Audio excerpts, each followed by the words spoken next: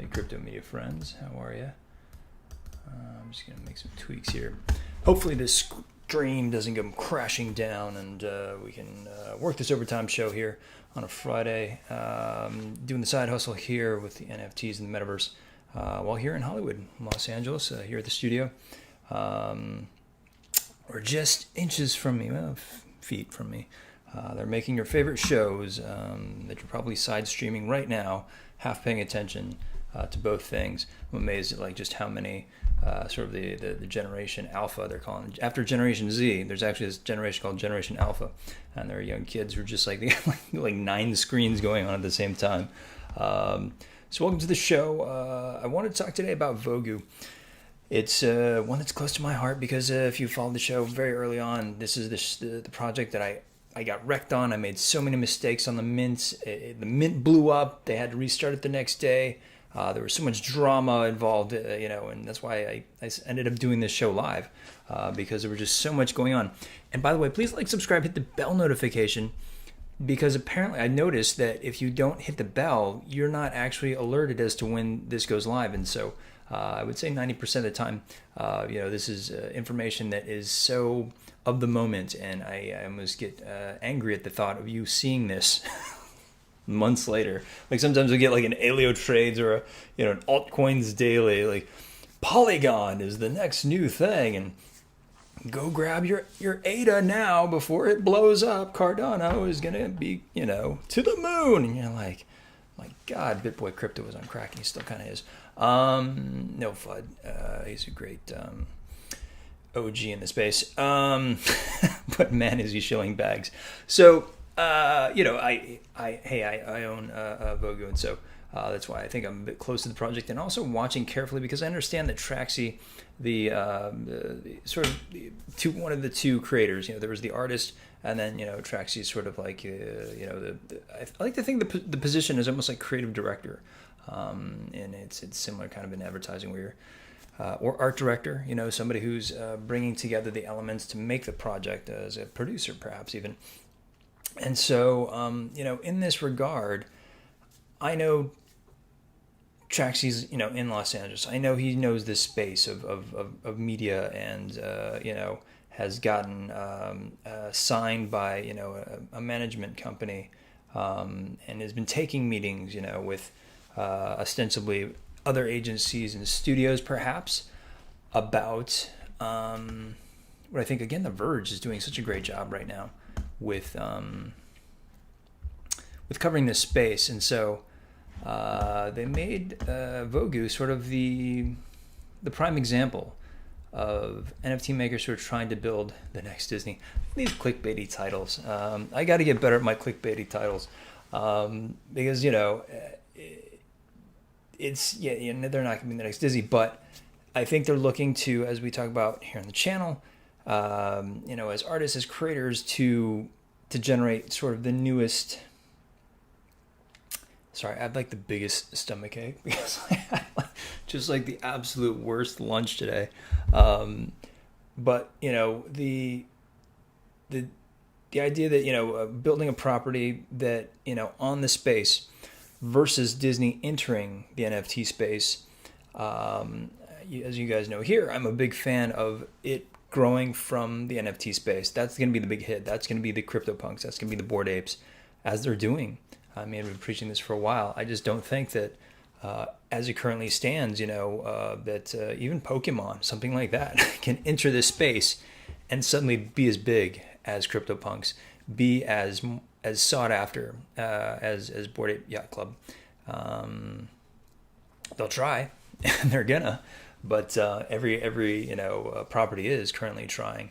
Even the Matrix movie is trying to make a foray into it and break its way in and have success within this space. Because if you look at Bored Apes, I think they're close to $1 billion of gross revenue. That's kind of incredible. And so, looking at a project like VOGU, you have just the makings, and I think that's why I was a big fan of it. You have the makings of ostensibly this whole thing. This robot is called Tars, is part of a VOGU verse, an elaborate 37th century mythos involving space I don't mean that as arcologies. Nuclear war, interstellar travel. I'm proving to be a Luddite. I don't know what an arcology is. Well, I don't think please comment down below if you knew what that was. The portrait is one of countless digital assets being sold as non-fungible tokens. Granted, this piece will bring in some sort of a layman's understanding of the space, but I think it's also what the Verge does very well is get into a lot of the nitty gritty of these concepts that they're tackling. So here's the same. So they get deep into as they explode into popularity. Having things like Marvel again coming into the space. Trying to find their way and understand their way into this space, because you have a lot of artists, some friends of mine as well, who entered the space and they just drew characters, and Marvel was like, well, hold on, guys, that's Wolverine, that's ours, but it's my rendering of them, and so we're getting into a very interesting time of copyright and of trademark. I love the breakdown here. Copyright being, the ability for me to take my VOGU and put it on T-shirts, go make a TV show out of it, even if I wanted to, out of the one that I bought, and I can create an entire mythos. I can create my own backstory. I can do whatever I want, and I think that was the exciting time of the early days of sort of NFTs. Nowadays, I'm starting to see, if you're reading the fine print of these things, I even saw one that was like, well, we're going to limit you at licensing at $100,000, and that's your ceiling for making T-shirts or what have you for your friends. That's all you can do. If you want to make a legit business, then let's talk. And to be fair, I think that's a problem, because somebody like VOGU, Trexie has to go into a meeting with the studio, and as he says here in this thing, he has to go in, to talk to Universal Studios and say, hey guys, I want to make a movie, a Star Warsy, kind of thing here, but you have to have the rights to do that. You can't say that, well, those rights are spread out among 7,777 of my friends, or pieces of property, about 5,000 in terms of ownership, but so his goal for VOGU, like any IP, is a large worldwide IP, just like Star Wars, just like Pokemon. Even if he doesn't hit the bar, he thinks somebody will, and I agree. I think that I don't think that Stoner Cats was it, but I think it began to generate the ideas. That's what I love about Ashton and Mila in this space, is that they're fair. And people got wrecked on their gas during the mint, and they repaid them, and it's like, it's not going to kill them in terms of financially. If it doesn't go right, they're gonna make things right. They're okay. I think they're just more excited about being creative in the space and doing something that's interesting. And so that sweet 70s show money is gonna make sure that they're okay. But the idea of them creating a show, I feel like if Stoner Cats goes to a network, if Stoner Cats goes to and becomes a part of mainstream media, and we all know when that hits, that means a lot of money for those creators. And I think that this is, as we're starting to push into these realms, we're starting to see and have a lot of questions about, well, how are we compensated as holders of these NFTs? Because I think we're buying these with the hopes of that, with the understanding that, oh yeah, this is a TV show, I'm going to get paid, right? Maybe not. I think with Stoner Cat, this is why, again, like, with Ashton and Mila, if it was to go, I feel like they would be like, okay, yeah, cool. Everybody gets a piece of this pie, and this is going to be a great, fun experience. I think there are other people who don't have that 70s show money, and this means a lot more to them in terms of what it means to be, I'll be straight up, VOGU. Like this is so important to Traxy because this is his climb up into what he believes is mainstream media success. And I'll say this bluntly and boldly, like he and I don't mean to FUD or anything else, but like this is just a fact. He was struggling in Hollywood, wasn't making it, got together with a great artist, made this great project. Genius, amazing. He's let his mod go.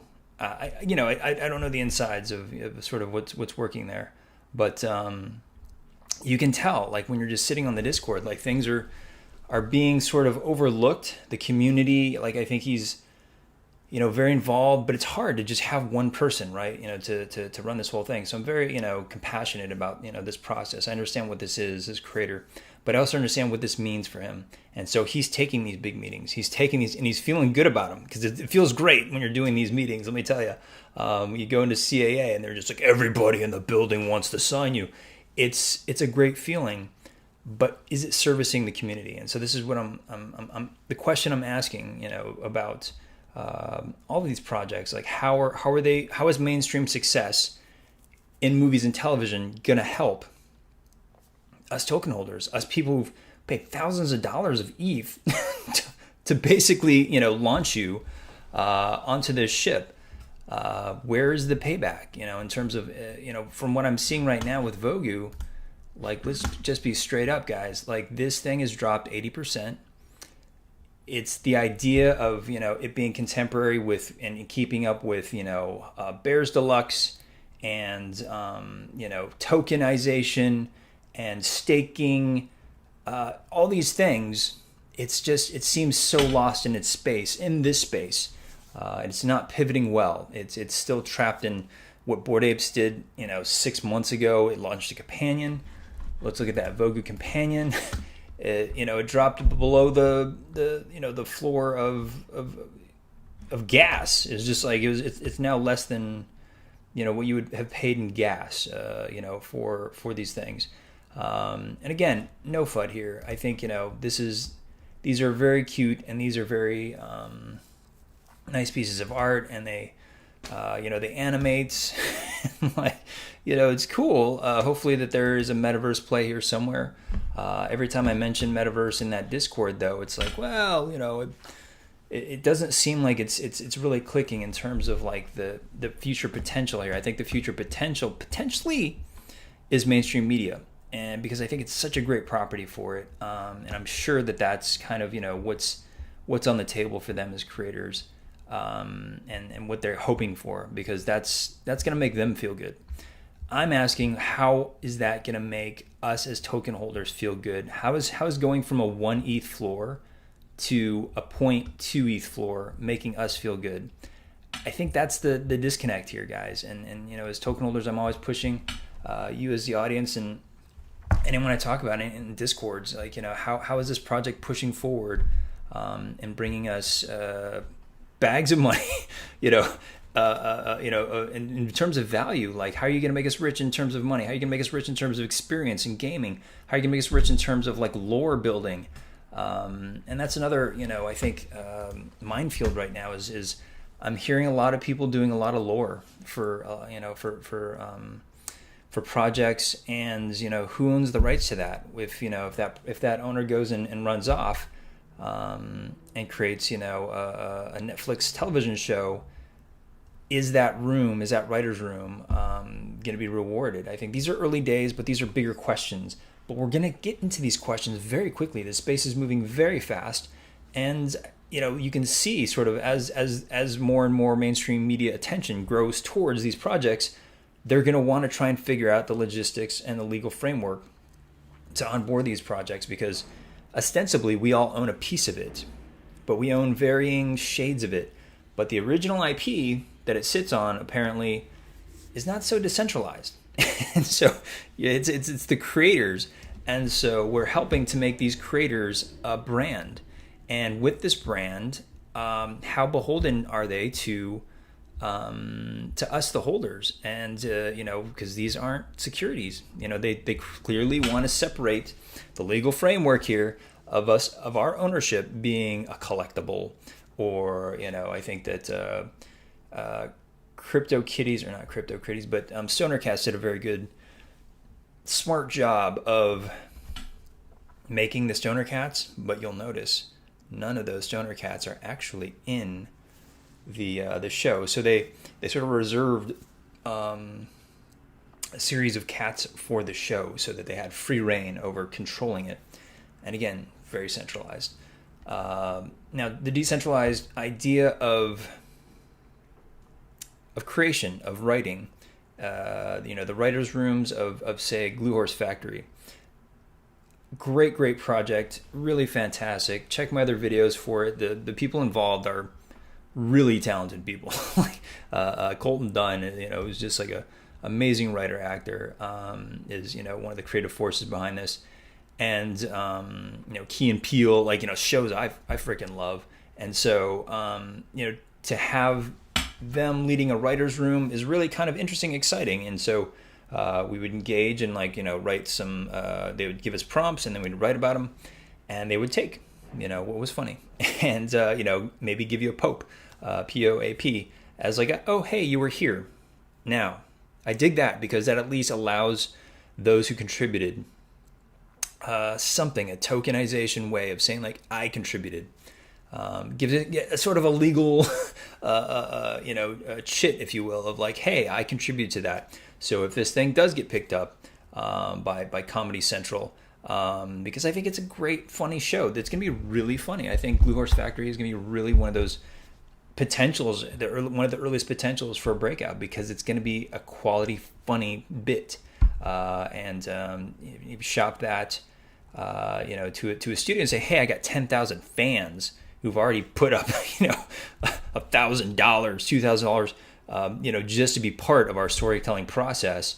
I think that's something that would excite, a traditional media owner. And so when you have this confluence, what are the questions? Do they owe? So say if it does go to Comedy Central and they make a deal for $1 million an episode or something like that, and they get 13 episodes, where does that money go? Is it somehow filtered down? Are opportunities given to those that did contribute to become part of this process? Does that process continue with the amount of money, with that pressure? Because with that money comes pressure, a lot of pressure. And so it's just all these things of how awesome and decentralized this space has been going. It seems that decentralized in every aspect, guys, in every aspect. I sort of ranted on this in the last video as well, and I apologize if it seems so pedantic, but we're talking about just big entities coming to the space and taking all the advantage of the decentralization, the technological advances, the speed, and now the people and their ideas, and taking those and creating properties out of those without recompense. I don't know. I think that's gonna be the tough part, and something that we need to fight for as owners of these NFTs, and challenge. As they're kind of being drawn up. Having it in sort of the smart contract even. What happens, because nothing's guaranteed, and this town behind me here is just littered with the bodies of those who made assumptions that they would be included in success, sadly. And I think I have a couple of legs back there. You guys can't see my legs. I have no legs because they're back there in the graveyard of people who assumed that they would be pulled up when others had success around them, and contributed to projects. So it's a little scar there. Sorry, I didn't want to show you that ugly scar, but I think it's just indicative of the space, and when traditional media does get involved. And so and there's these great examples in this article of we wanted artists in the space to be able to exercise their creativity and use their purchase. And so using your purchase, and I showed you guys some of the earliest works of this being done with Deadheads leveraging and using Bored Apes that they had owned and or licensed from owners into their episodes. You're hearing about like Bored Ape rock bands being put together, but these elements of how to use these pieces that we have. I'm in conversation a lot with every time I'm on a board. I want to always make sure. I asked the owners, I asked the creators. I'm like, what are my rights here? How pissed off are you going to be if I do X or Y or Z? And it seems to be like nobody quite knows, but I think there's some, especially the earlier ones, who are just like, yeah, this is just for you. You can do whatever you want with it. And I think that's cool. And I think that there's a reason and a rationale, even why I like Mechaverse to some degree like this, because then you can just go take that and put it into like a 3D printing machine, and I can go print some Mechaverses, which I thought was kind of cool. And so this process of resembling fandom strategy is called filing up the serial numbers. And so just taking properties, elements of the property, and sort of creating your own backstories, and taking the framework. And so it could go either way, honestly. And so a lot of generative stuff going on. I don't know if you guys saw those baby mutants. They weren't baby mutants, but some of them had mutant traits. So baby Bored Apes, that was a disaster. That was it's like, I feel like it's almost up to the Bored Apes themselves to defend their property, because that really, the having so many members buy them and showcase them as part of like a collection. Oh yeah, I have this ape, this ape, this ape. Oh, I want the baby version too. They look adorable. It's great. If you haven't seen the ethical things, Google this. The ethical problems with those, a couple of them with that project. Really was tough to watch, because I saw so many people getting wrecked, like so many people running in when they saw that other Bored Apes were like, big upping this project, flooding, aping like hell into this project. The floor, just goes to the moon. Then everyone starts seeing it could have been fun. I think we're gonna see probably in a couple of days a bit more of maybe the Verge will do more of a better view of what actually happened. But it was a lot of ethical issues with that project that then sank that floor down to like 0.06, from a 0.5, and then back up because people saw like it was going down, like, oh yeah, I can buy now, and not knowing hopefully the ethical considerations behind what was going on, and it going back up to like 0.2, and so I think it's gone a bit down now, but this is the wild world of the NFT at the moment, and it is getting better because I know that we have this inverse relationship, NFTs, and I think Metaverse is still going super strong. I mean, look at the land sales right now. They're going through the roof because everyone understands sort of putting your flag in the Metaverse right now is super important. No financial advice, but if you're getting land right now, you're probably doing the right thing. Land in the NFT ownership of those spaces like Sandbox and Decentraland. And Network, if you can get a hold of it. I keep missing, because like Network, maybe we'll go over these how complicated these are, but like to get Network, you have to like stake a ton of Bondly, by the way, which is coming way out of the cellar. I think Bondly has probably done like a 2000x, and I'm not even joking. It's nice to see, and it's nice to see a project that had gone down. It was about at 50 cents before it really tanked down to 7 cents, and then tanked to like fractions, hundreds of thousands and millions, I think, of a cent, and has come back, I believe, to something around 15 cents or so.